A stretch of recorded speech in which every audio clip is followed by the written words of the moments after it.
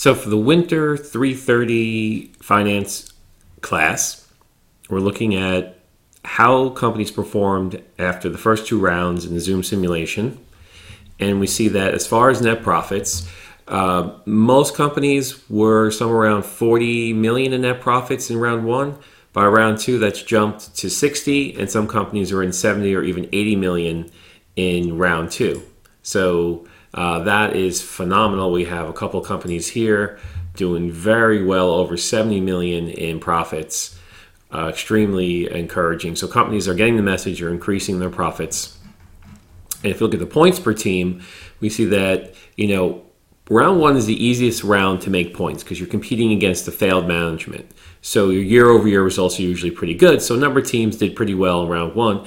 Round two is difficult to make a lot of points, but we did have, a team here that made a lot of points. So this team didn't do so great in round one, but they must have studied up, read the student manual, watched my videos, played some practice games, and they changed their scores around. They changed their inputs to be much better in round two, and a lot of the points that they would have made in round one came into in round two because they're competing against a poor round one performance. So if you had a really good round one performance, your year-over-year points might be hard to get as many points in round two, as you could see here. But most teams scored over 400 in round two, or close to or over 400 round two, and that's sort of like what your goal should be, trying to get like 450 points per round. But on average, most teams are at or higher than the average points they need per round after the first two rounds to get the total points for the simulation. If you look at stock price, we have one team here at $34 stock price and one team down here at 10. So and everybody else at various different levels. So stock price is a function of how much profits you have and also the amount of outstanding shares. So here in sales, we have this team is number one in sales, and we have a couple teams towards the bottom. So if you're not breaking 200 million in sales, you're sort of at the bottom of most teams broke 200 million and then 300 million, and some teams getting close to 350 million. And sales are great, but remember, sales are not profits. So you could be number one in sales, but if you're not generating any profits, it doesn't matter. You're not doing your company any favors. So you want to generate sales that are profitable. So you don't have to be number one, but you want to be somewhere where you're generating significant sales at good profit levels. And that's going to translate into earnings per share. So we have one company here that greatly increased the earnings per share to come into second place. And we have a new third place. We have the same company in first place. So this is the company to watch. They seem to really get how to run a business and understand what you need to do to increase your profits and increase your overall earnings per share. Okay. So that's the overall visual. Let's look at the leaderboard for the class. So we see the current round points we have. We talked about this company. They're number one in points, but they're making up from a very poor round one. So that's what's great about the game. If you miss a round or you didn't do well in a round, the next round you have a chance to make some of those, if not all those points back. So missing a round or having a bad round doesn't really prevent you from getting the full grade points in this simulation, in this project. Okay, so we have anybody above 400 is doing well. The companies below 400 need to kind of reevaluate what they're doing and kind of get a rationale for why did their points drop so low. I have a pretty big idea that it's their gross profit margin. So if we look at these three companies in last place, you'll see that these companies are also at the bottom of profit margins. So if you're 60% is a great place to be for profit margins, and you want to try to increase your profit margins at least 5% per round. So if you did that, you would have went to 45%. Everyone started at 40% in year zero. You would have hopefully went to 45% in year one, 50% in year two.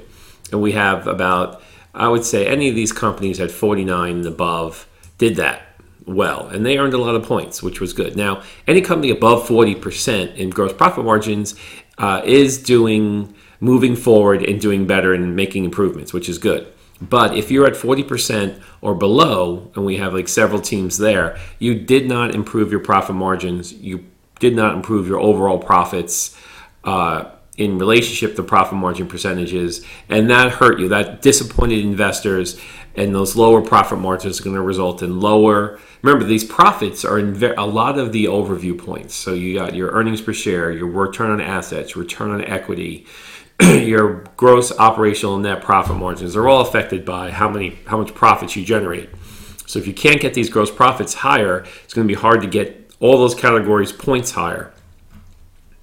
So stock price, we have, this company's doing better, this percentile rank better than 97% of the past 5,000 teams playing the simulation. So some of these companies are doing very well in stock price, which is great, which means they're managing their company's stock very well. And some companies are below the 50 percentile, meaning that they're not doing better than the average company as far as increasing their stock price. So how do you increase your stock price? You increase your profits.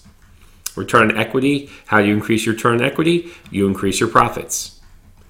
Total points. So a number, at this point, if you're at 900 points or higher, you're well on your way to getting the full score in the simulation, and most companies are at that.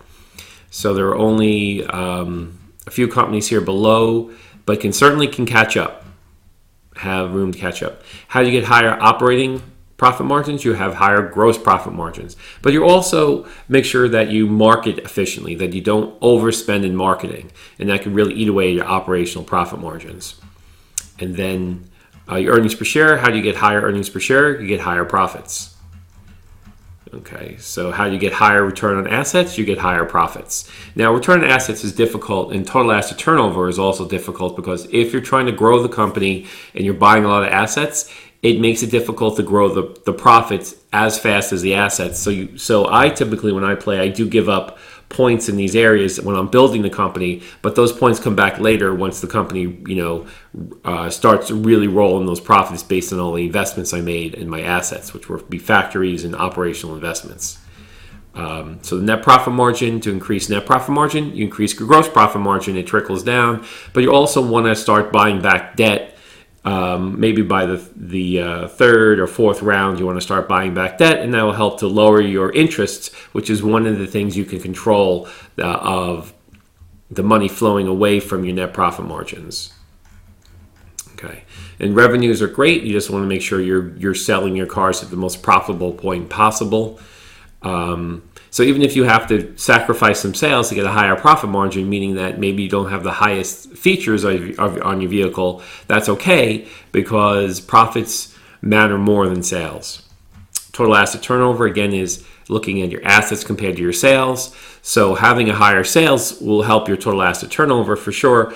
But total asset turnover is difficult while you're building the company to get a lot of points in this area, because you are buying a lot of assets, and your assets may be increasing faster than your sales.